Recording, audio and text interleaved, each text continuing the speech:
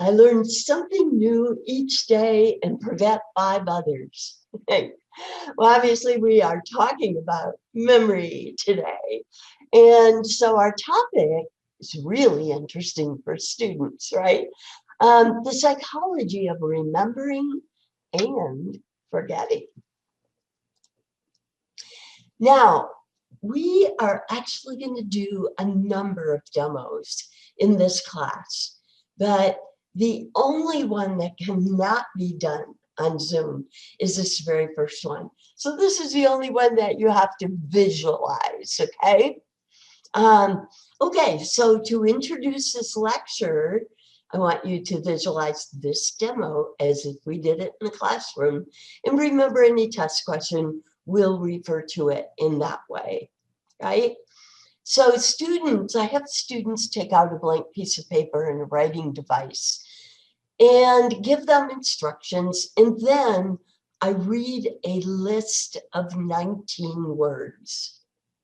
Now, the right half of the room gets these instructions. Rate each word by writing down a number from the scale, with 1 being the most negative and 7 being the most positive.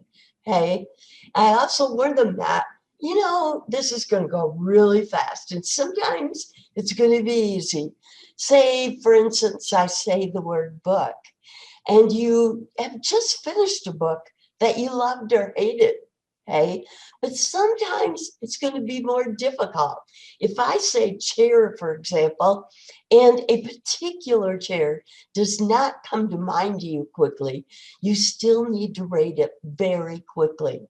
So it's going to go really fast. You're just going to have to use your intuition, right? And write a number down. All right. Now, the other side of the class, the left side, gets different instructions. Same list of words they're listening to, but what they're doing is visualizing the word and then simply counting the number of E's, the vowel E in the word. So keep in mind, regardless of what side of the class, students respond to each word by writing down a single digit number, right? Okay, finally, I advise that once I start, I can't stop or slow down. So if the word has more than one meaning, or if they just aren't sure they heard it right, go with the first word or meaning that pops into your mind, right? And then I read the list of words and I pause just long enough between them for most students to write down a single digit in response. Now, when I finish, they all have a column of just single numbers on their page. So then I ask them to recall words from the list and to write them down and to count them. Okay, so see how many they can recall from the list, write them down and to count them. I ask all students to raise their hands if they remembered 4 or more words, and virtually the entire class raises their hands. I ask them to keep their hands up if they remembered 5 or more, 6 or more, 7 or more, okay? And really at about the point of 8, we don't need to go any further. I can stop it. Hey, let them leave their hands in the air, the ones that are right, but have them look around to both sides of the classroom and compare how many hands are up. Because by 8 or 9, or at least by 10, okay, there's going to be significantly more hands on the right side than the left side. Then we have an interesting discussion, because I ask why the right side did so much better overall. Okay, are they smarter? And the left side generally quickly points out that, well, they only visualized the word. The right side had to think about the meaning of the word, right? And which is a beautiful point. And then somebody else will usually also point out that not only did they think about the meaning of the word, but how it meant to them personally. Okay? And yes, they're correct. You know, the right side encoded the words into their brain at a higher level than the left side did. Okay, left side was much more of a superficial level of encoding. Okay, the left side encoded in this really difficult way, a way that's easy to do at the time, but difficult to remember those words later. Deep side in a much deeper, more meaningful way. And we're going to expand on encoding more in just a bit. So let's look at the definition of memory. Memory is the ability to encode, store, and retrieve information. Okay? So there are 3 steps, right? 3 processes involved in memory. And we're going to explore each of these in more depth, one at a time.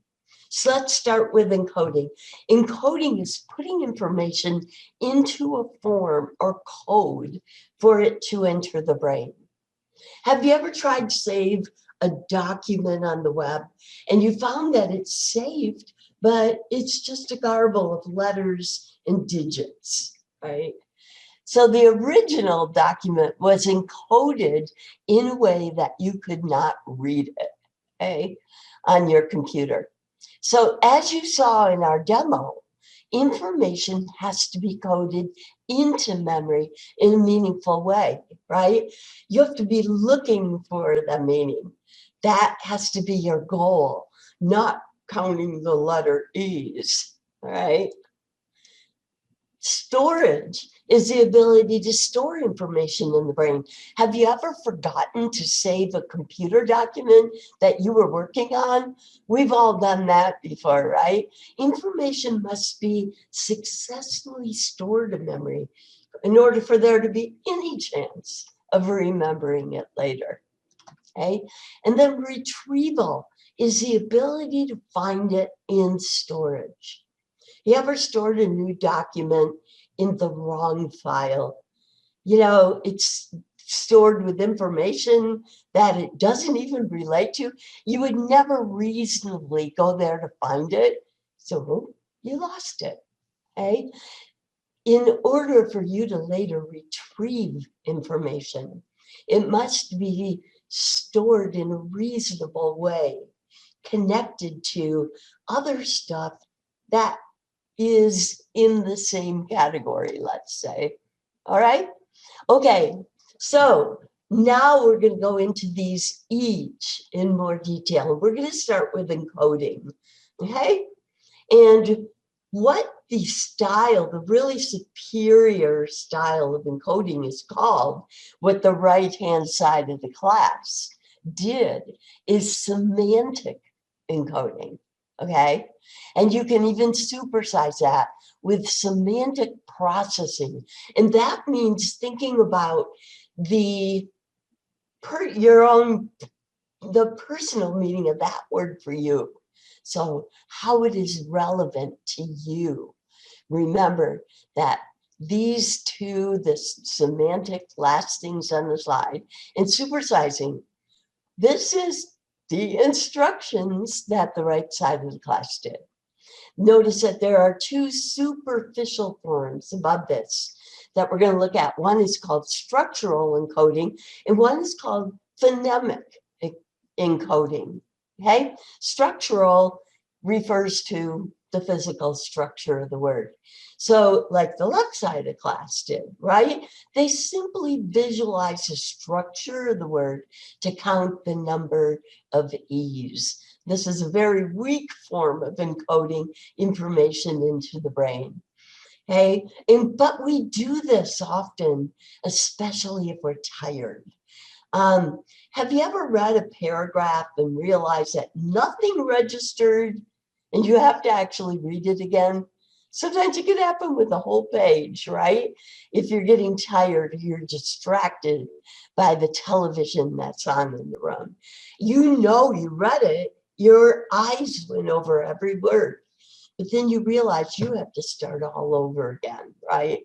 Because nothing got into your brain.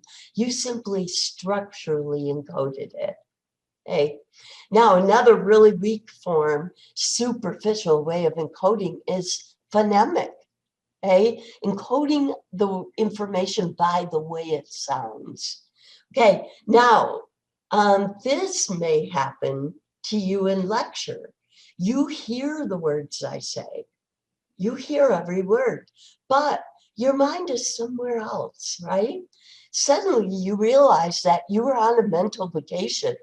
So instead of encoding the meaning, you simply encoded the sounds of the words, right? And that is called phonemic encoding, okay? And with either structural or phonemic, okay, it's going to be very low chance of recall compared to semantic and especially supersizing the semantic learning.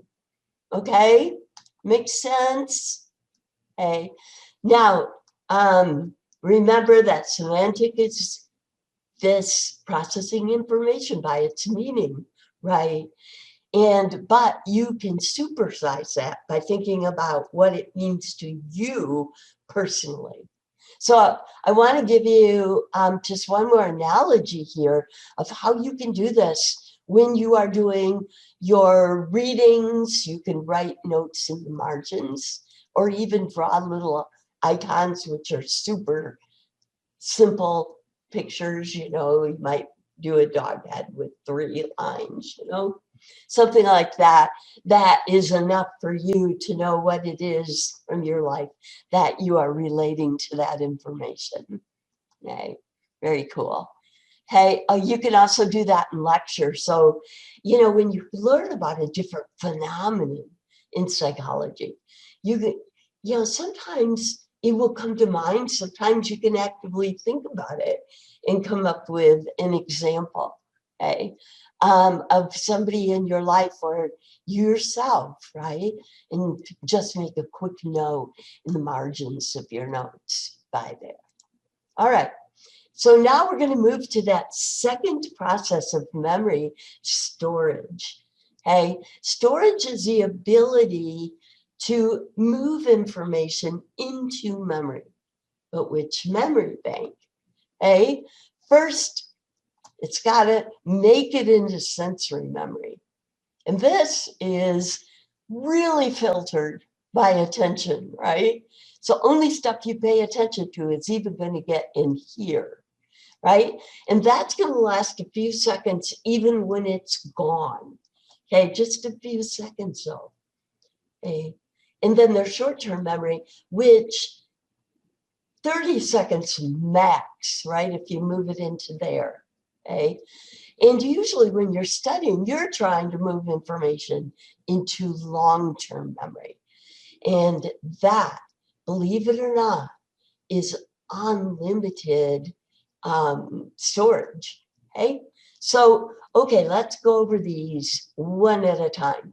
Sensory memories are what you notice, and this, of course, is highly filtered by what? By attention. So you pass many trees when you walk, go and take your dog on a walk, for example. But how many do you actually notice? The ones you notice, make it into sensory memory. But if they only last for a few seconds, if you don't further concentrate on them, okay, and they're out of your sight.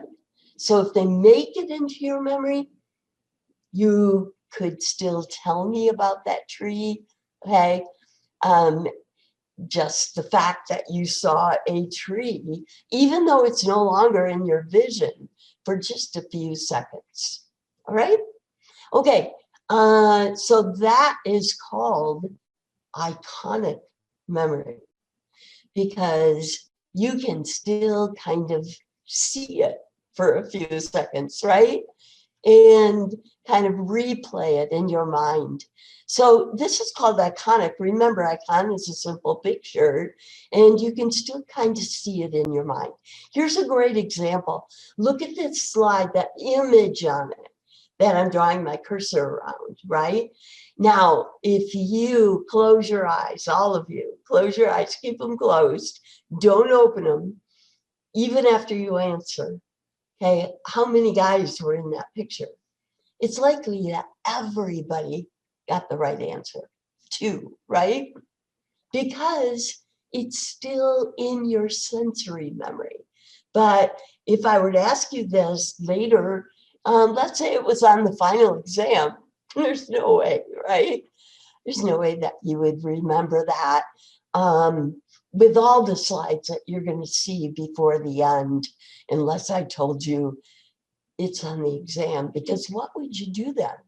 Well, you would practice it, right? And that's called rehearsal.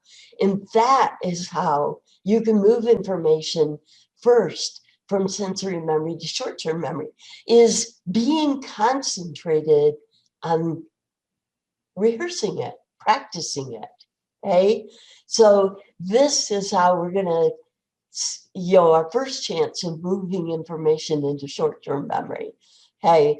And rehearsal is going to be the big step. How much rehearsal and how much practice will determine if it goes into long-term memory, okay?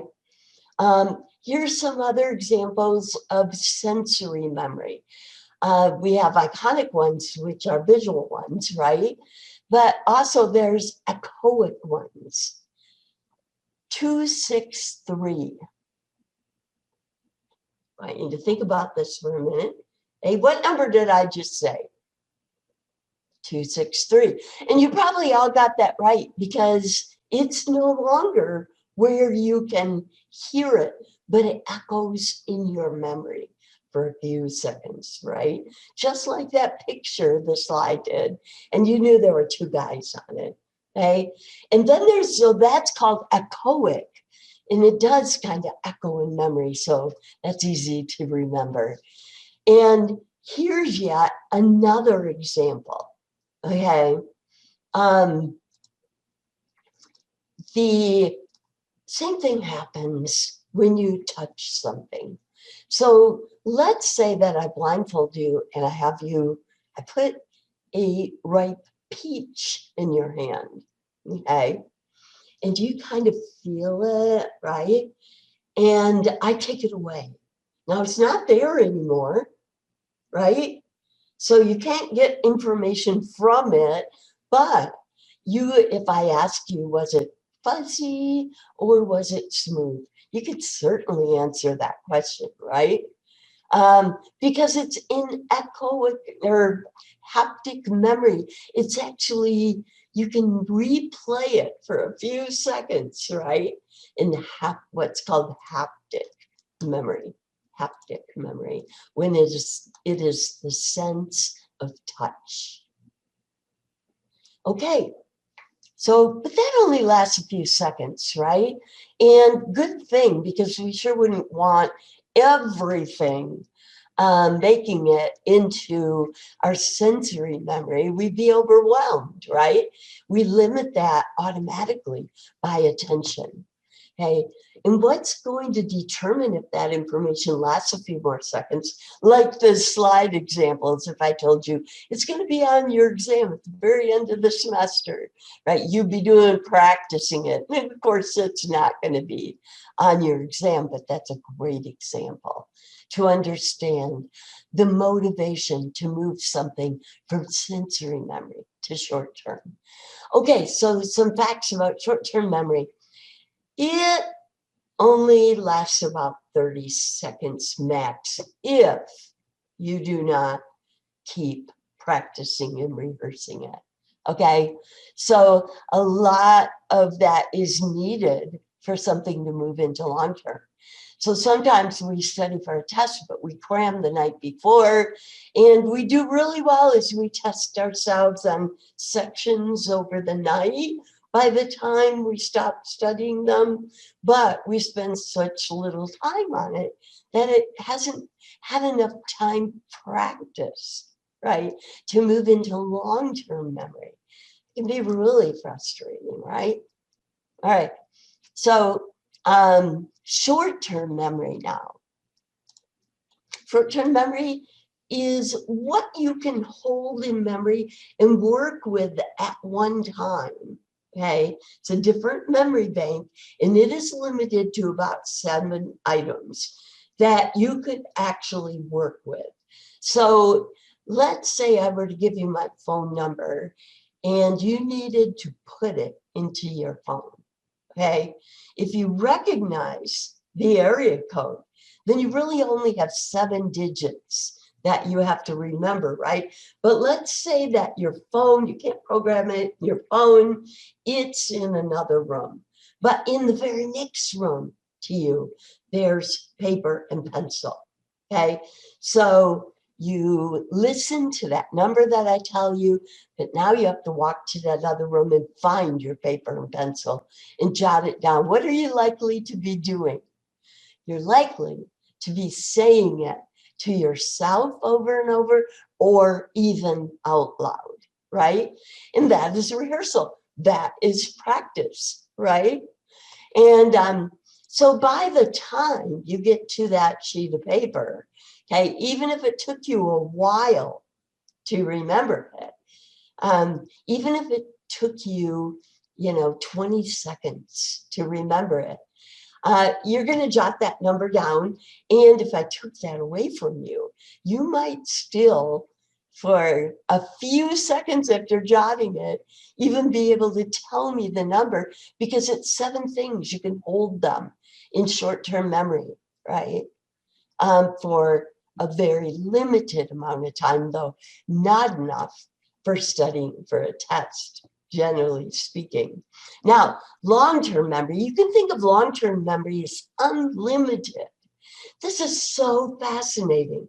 So there are many studies suggesting that not only is there unlimited space, okay, but everything you have ever learned today is still in there.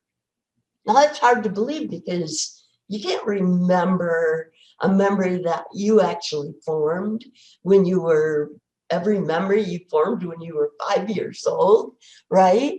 But it's still in there. The problem is not that it's not there, but that you no longer know how to get to it. In other words, when they were really recent and you were telling people about them, that's another form of rehearsal or practicing, right?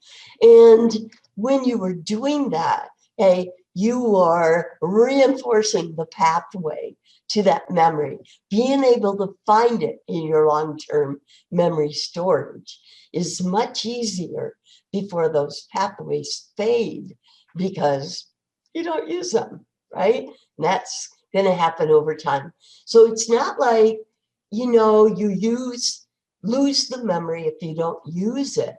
You lose the pathway to the memory. All right.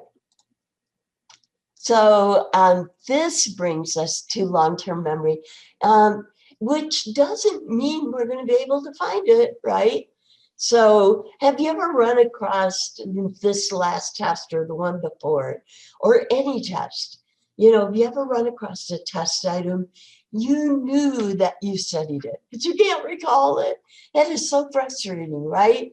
And what it generally means is that you only learned it until it was in short-term memory, or, hey, that you learned it and it was actually stored into long-term memory. You did that much rehearsal and practice, but it's been so long now when you haven't used it, right? You don't know where to look for it.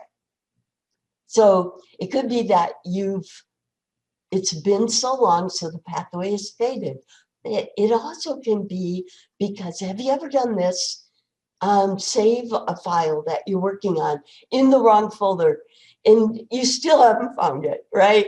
Like, you can't remember what you named it, so you can't do a search. And it's, you know it's there, you know you saved it, but who knows what file you saved it to, right? Not anything logical. Okay, so remember there's two reasons why these pathways, you know, you can't find your way to this information in long-term memory. That can still happen. And one of them, you know, is just not storing it in a reasonable place where you can find it, that pathway later. And the second one is that fading over time, right? Because it's been a whole semester and you never rehearsed it, or you didn't do enough rehearsal to get it, that pathway restored in time for a final exam. Okay, as a quick aside, let me assure you that your final exam in this class is not cumulative. So it's just test 4 on the 4th quarter of the class. Okay, now if you do not happen to know this story, I know a few of you do, probably, who took AP psychology. This is a really cool story, and it's really going to point out, you know, how things can happen to memory and the effects of that. So this is a picture of a famous psychology client by the name of Henry.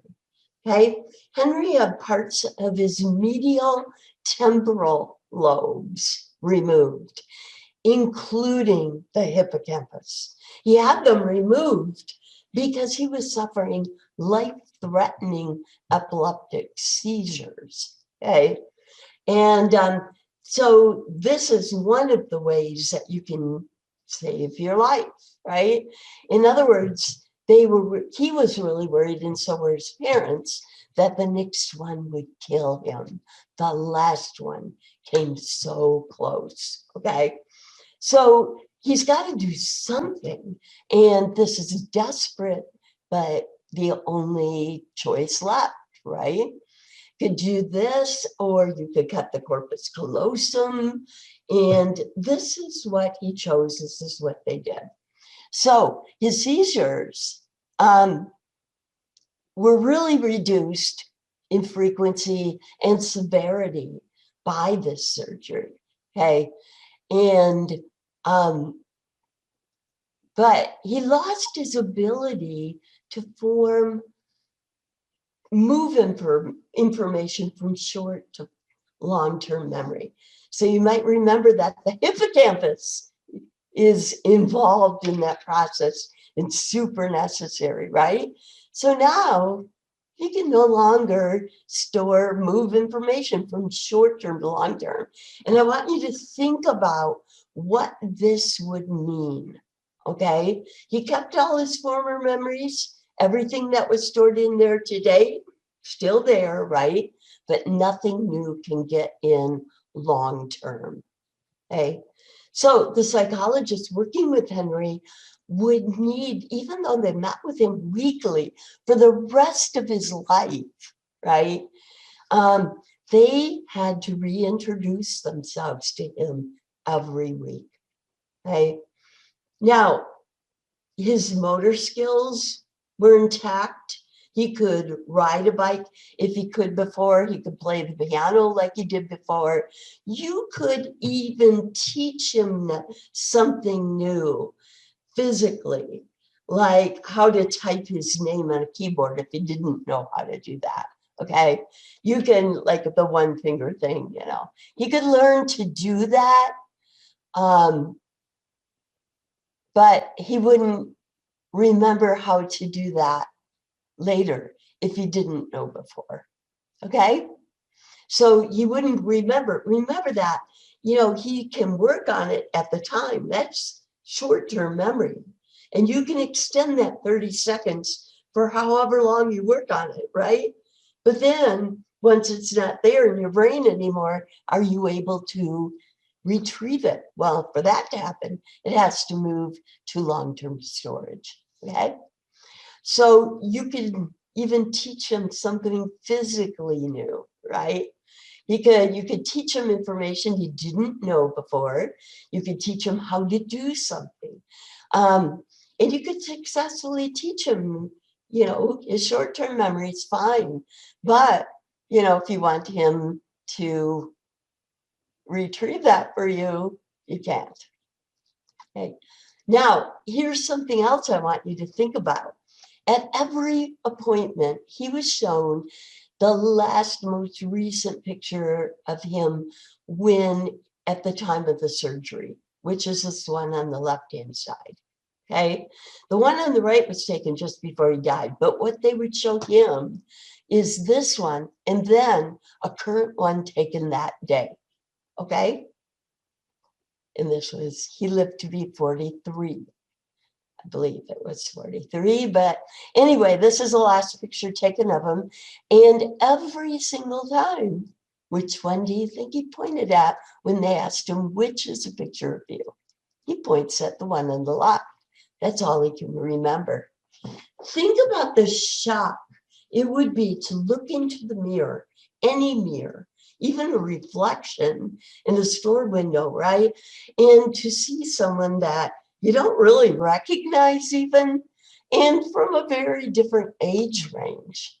It's very fascinating. Okay, in your Texas week, you learned about 2 categories of long-term memories. 2 categories, declarative and non-declarative. You learned about these 2 types of declarative, see my cursor, and you learned about these 3 types of non-declarative, okay? And so I'm not going to go over all these, but I do want to remind you, because it can be a little more difficult to remember, that classical conditioning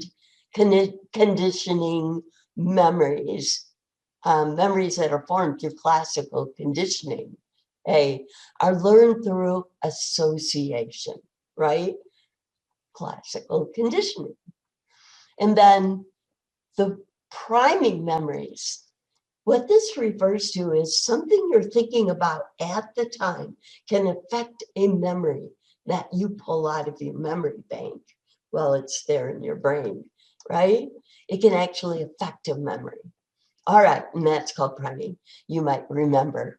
So you get 2 minutes for this, see how many you get right. And for each item, I want you to write either a capital D or a capital N.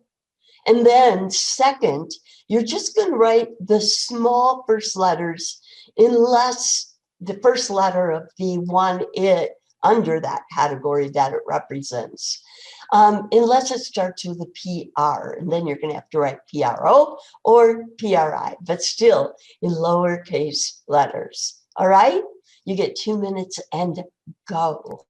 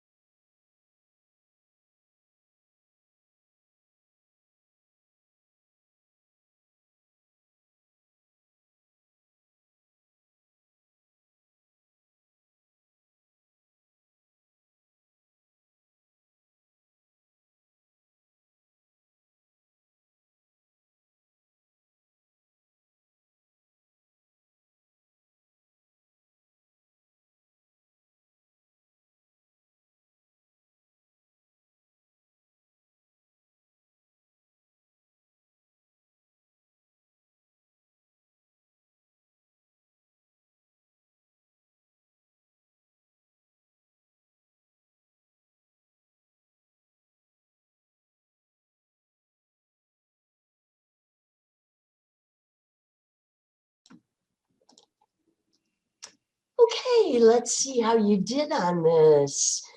The very first, again, I'm going to give you the answers, but very quickly, remember. So the first one is be sure to use your shorthand if you get one wrong to correct it. The first one is declarative and episodic.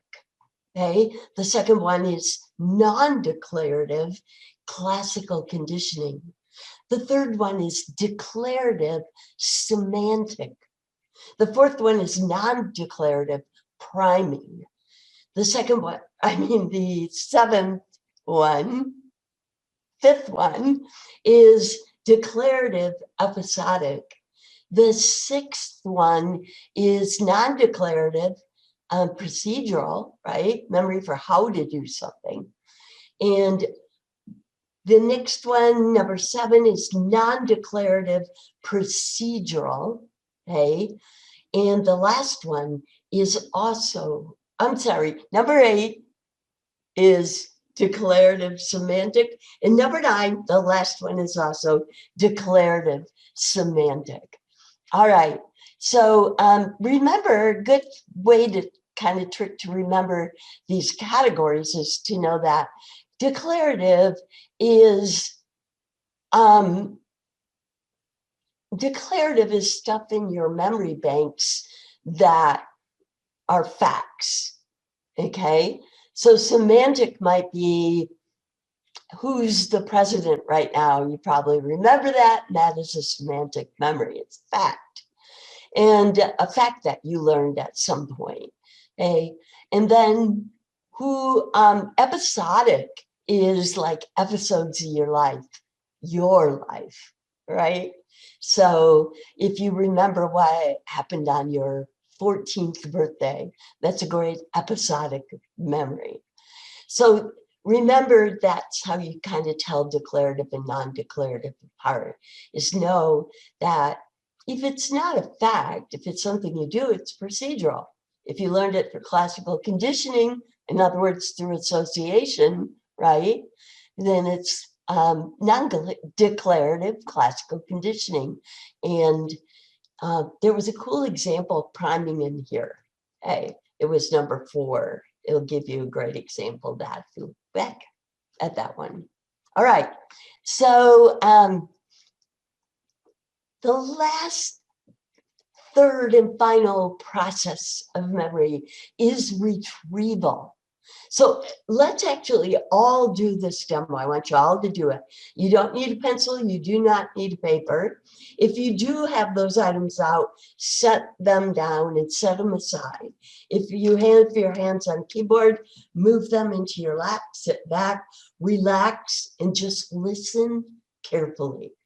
Okay, this is going to go fast, and it doesn't matter. I can't slow down, but it doesn't matter. Just listen carefully.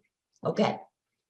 Cat, picture, tire, chair, tree, house, car, rope, lamp, pants, boy, button, step, cup, bug. Okay, now I want you to either type or write down as many words as you can remember from that list. You get 1 minute to do that, and go. I don't care about order. It's just as many words as you can remember.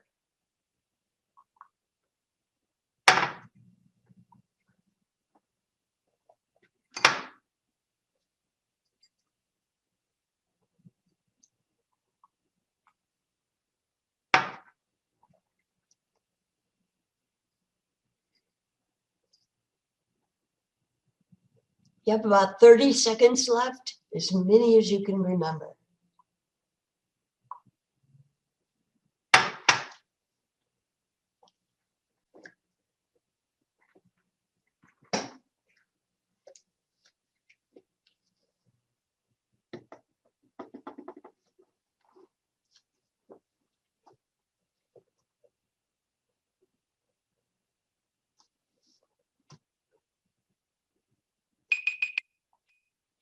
Okay, time is up.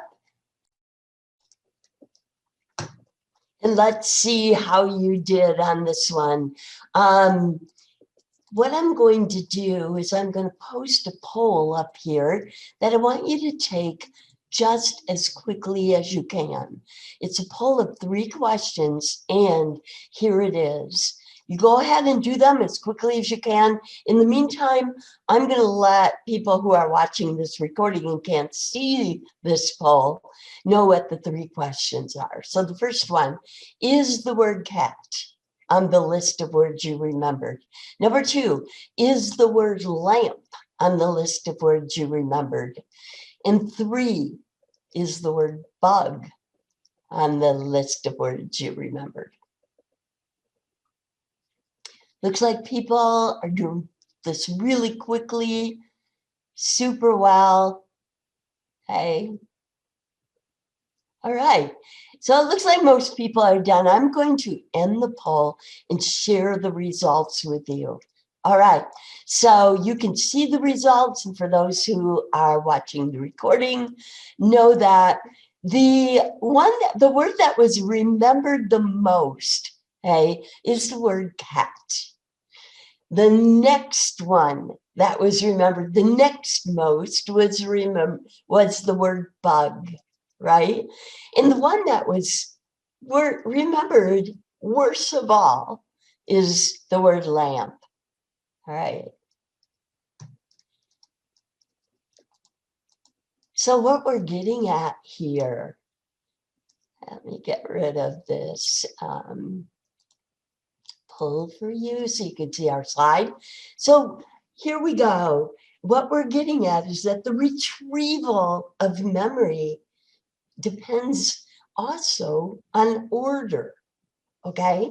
So the order that material is presented. If a teacher is talking, usually remember the first things better than later things in the class, okay? In our list here, we saw that an example of what is one of the serial effects. So remember, serial means sequence or order, right? And there are 2 serial effects, primacy effects.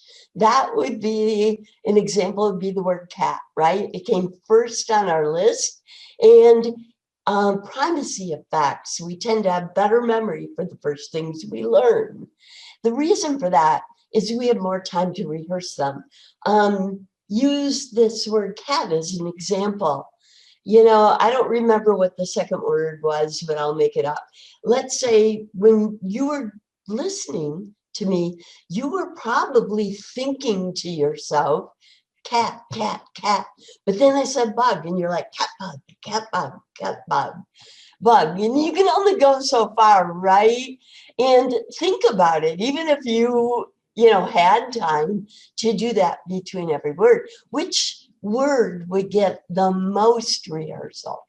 Even with just cat and bug, cat, right, gets the most rehearsal. So that is the reason why, right, primacy effects occur, because there's more time for rehearsal. And then recency effects, we tend to have better memory for last things that we learn. And the reason for that is very different. It's because we don't have any anterograde interference. We don't have anything to interfere coming afterwards, right? And there may even be some sensory echoing going on yet of that word bug by the time that poll came up. Okay, so this explains class results really well for the 3 words, okay? Now, which of these 2, primacy or recency effects, do you think is strongest? And I'll give you a hint. Your data on this demo really demonstrated this too.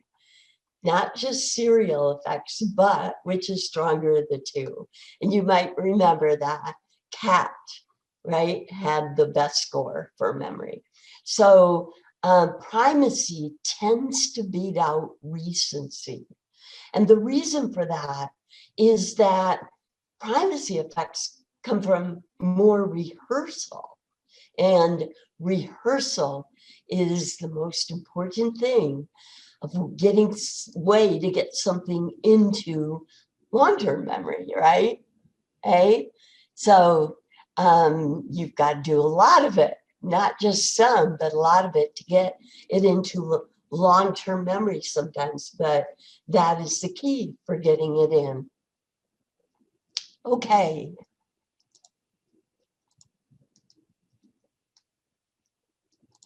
Let's do another demo here. So again, you don't need paper and pencil. Put them down if you have them and take your hands off the keyboard. Sit back, relax, and listen to one word list. And here we go. Okay. Rest, pillow, sheets, tired, snore, snooze, dream, doze, comfort, nap, drowsy, waken, pajamas, dark, rest, slumber, blanket, nod, bed, night. Okay, still don't reach. Okay.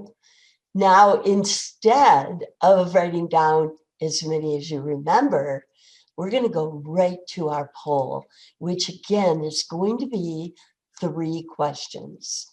Please go right ahead and do this yourself while I read it for people who are watching the recording. So the first question is, what's the word aardvark on that list? Number 2, what's the word sleep on that list? And number 3, what's the word Kleenex on that list? Keep throwing your data in as fast as you can, right? Okay, this is kind of cool. Let's take a look. All right. I'm gonna share the results of our poll with you because most people are done. And wow, look at this, okay? We got the highest memory for the word sleep. And pause for a moment, look at aardvark got a super low memory. It was not on the list, right? But 14% of people did believe it was. That's really, really low. Aardvark got the lowest score because it was not even related, right? It's so far out of the ballpark.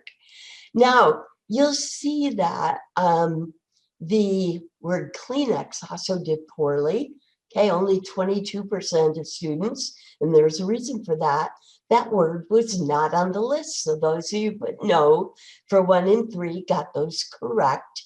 And those are what we do see is some examples of false memory, but not most people by far, right? Now let's look at the word sleep, which, by the way, was not on the list, even though 88%, almost 90% of our class falsely remembered it as being on the test, on the list, okay? And there's a reason for that. What I'm going to do is just stop sharing the results so you can see your screen again and use this slide.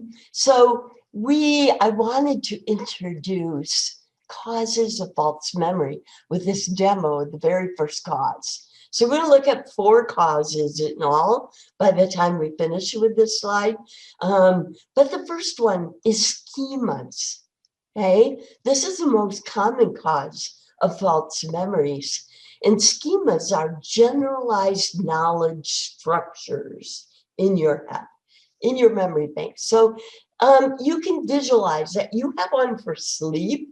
And I want you to think of sleep as kind of being the big node in the middle, okay? And then there are a lot of smaller nodes that are connected to sleep, right? In your general knowledge about sleep. And these are all smaller circles, and they're in the words around it. They're the words that I read on the list. So I want you to think about what I did successfully for almost 90% of the class, right? I went all the way around, and I had those neurons firing in your brain all the way around this concept of sleep, to the extent where we had spreading activation for almost 90% of the class, and schemas lit up for you. And I'm sorry, the word sleep lit up for you, right? So it kind of, because it's a schema, because all the words were related. This is a really cool demo, really great demo of this. Now, misinformation can also cause false memories. Suppose after the jury watches a video of an accident, the attorney mentions a stop sign, even though there was not one there. As you can imagine, this can cause a jury to misremember a stop sign, right? Okay, another source of false memory is misattribution of the source. So you may hear or read something from an unreliable source, like the National Enquirer, right? Or falsely remember it as coming from a reliable source, like your textbook. So we tend to remember the information longer than we remember the source, which can really change how you think about that information, right? Okay, so personality, number 4 on our slide here. I said 4 things. We're actually talking about 5. That's right, I added an interesting one. So personality can be yet another factor. In particular, a trait called susceptibility. Some of us are more susceptible, others are less susceptible. We all vary, right? But let me tell you about a really cool study. Simple wordless studies like our sleep one found that people claiming alien abduction memories showed significantly more false memories compared to a control group of people who did not claim to have such memories. Okay, so there is an individual difference factor, right? The individual difference meaning personality. There's a personality factor involved here, okay, in how susceptible we are. And this is related to false memories. All right. Now, interestingly, really heavy marijuana use is not associated with forgetting something you already, that really did happen to you.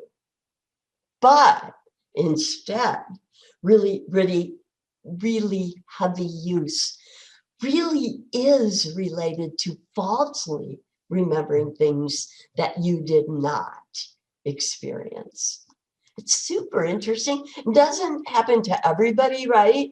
And are all heavy users, but it happens to a lot of them, right? Now, there are a number of interesting developmental memory phenomena. So ones that occur over the lifespan. In small children, the striatum is a brain structure that is responsible for things like simple associations, language, and motor skills. So think about that, language, right?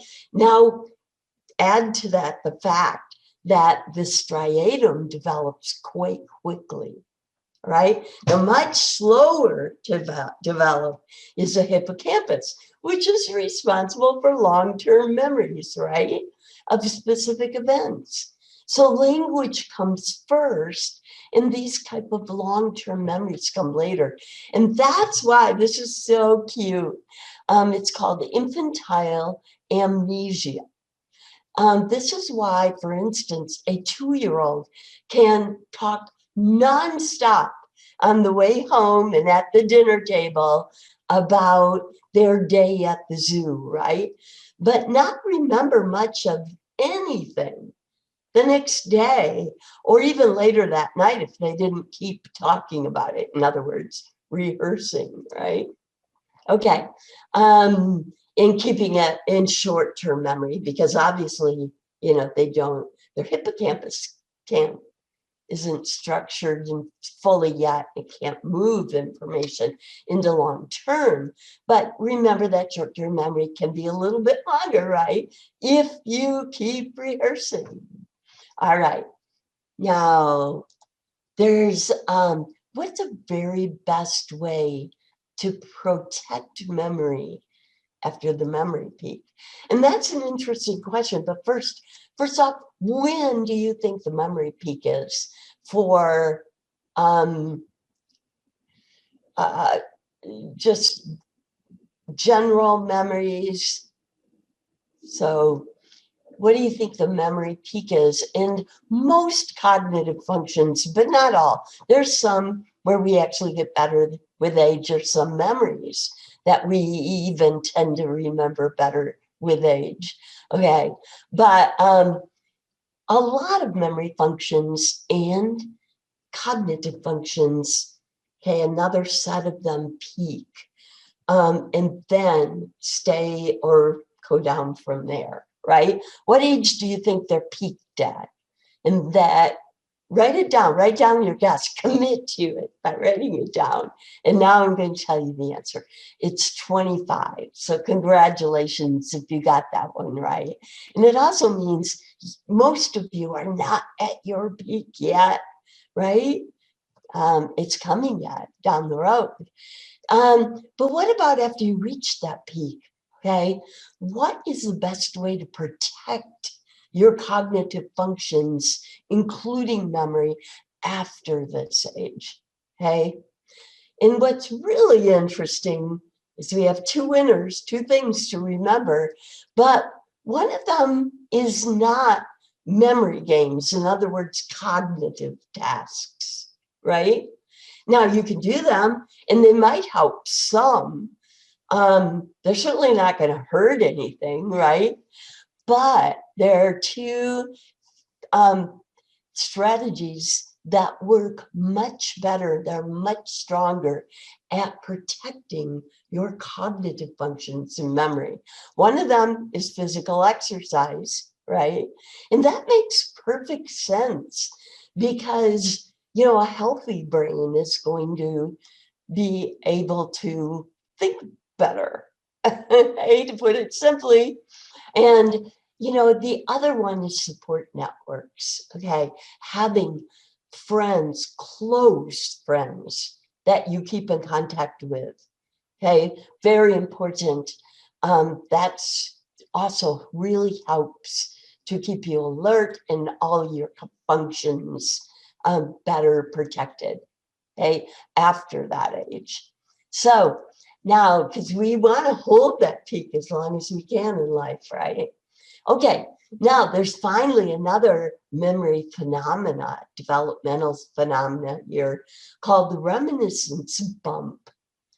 So what I'm talking about is later in life, when people oftentimes are in like retirement homes, hey, and we question them about their teens, their 20s, their 30s, their 40s, so on, right? We find that their very best memory is for things that happened to them in their 20s. So their best episodic memories, right, are from things that happened to them in their 20s. And,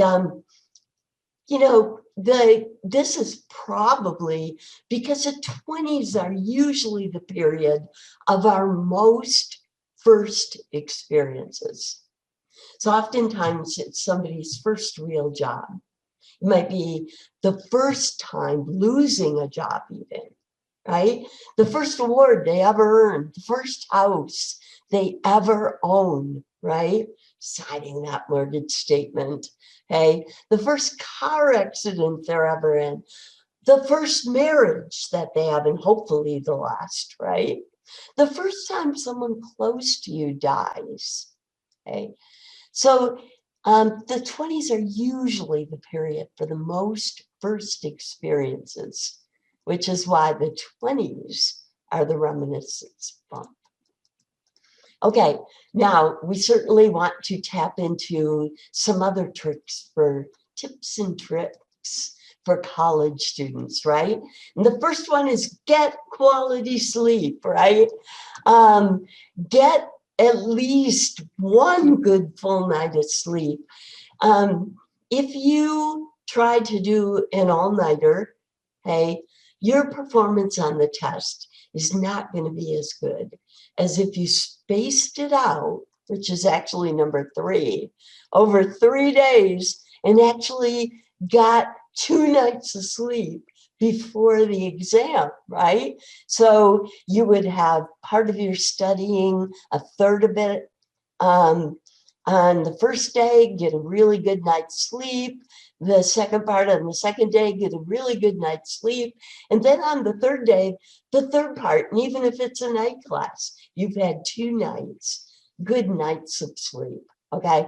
And it's not just the healthy brain and the alert brain, but there's also this really cool phenomenon. If you take sleep and dreaming, you'll learn more about it. But when you dream, you tend to rehearse information, that newly learned information that you learned that day. And very cool stuff to learn about in sleep and dreaming and how it is that we know that. All right. Okay, so the next one, number 2 here is active learning. Active learning involves putting your information into question and answer form. And that's how you are advised in our study plan, right? And then testing them for your, not for your online learning, you have a different plan for that, right? But for the class sessions. And remember, our classes are full of demos. They're full of practice TYLs, active demos, active practice, and also mini lectures that you take notes on these, right? Put them in question and answer format so you can actively test yourself with instant feedback later, right? And then the other thing in our plan, right, is spacing. So do it for each class. Study and learn those concept quizzes from your questions on your online learning, and then your flashcards, for instance, on the class sessions before the next class. Okay, so spacing. And then finally, over studying. This is a really cool one. And it's so effective, right? So see, there's this saying, C students study until they get it right. And A student studies until they can't possibly get it wrong. Okay. And imagine that also really, really gets rid of test anxiety. If you study till you can't possibly get it wrong, it's kind of fun to take a test instead of nerve-wracking. It's your chance to show off, right? To show your truly white teeth. All right. Wouldn't it be great if you could just take a pill or a supplement before tests to enhance your memory? Now, there are many fake claims on the market, and there are a couple of valid ones on the market, but the valid ones only are for older folks. They only work for older folks. So if you've seen Prevagen ads, you might notice that all the people they feature in the ad tend to be older, right? So unfortunately, they can help some people with age-related dementias, but they can't help you yet. And they certainly can't even help me yet, okay? Now, those that do, how they work, for people with age-related dementias. Okay, this can sometimes help, and it does so. How? By increasing acetylcholine. So remember that acetylcholine neurotransmitter you learned about? In dementias, people lose brain cells. And so the acetylcholine helps to strengthen the connections between the remaining cells. okay, but not unless you're losing brain cells at a rate that you do with dementias.